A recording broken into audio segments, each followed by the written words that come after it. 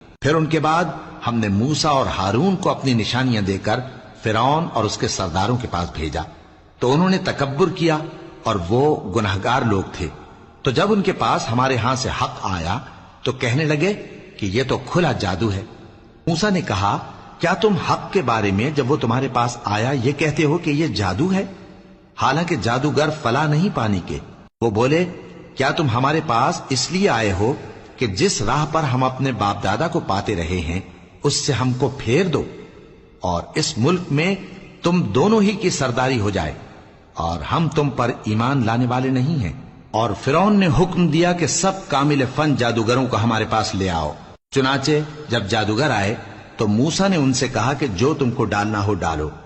پھر جب انہوں نے اپنی رسیوں اور لاٹھیوں کو ڈالا تو موسیٰ نے کہا کہ جو چیزیں تم بنا کر لائے ہو جادو ہے، اللہ اس کو ابھی نیست و نابود کر دے گا۔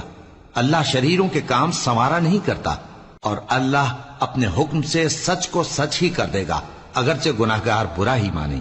تو موسیٰ پر کوئی ایمان نہ لایا مگر اس کی قوم میں سے چند لڑکے، اور وہ بھی فرعون اور اس کے اہل دربار سے ڈرتے ڈرتے کہ کہیں وہ ان کو آفت میں نہ پھنسا دے۔ اور فرعون ملک میں متکبر تھا اور کبر و کفر میں حد سے بڑھا ہوا تھا۔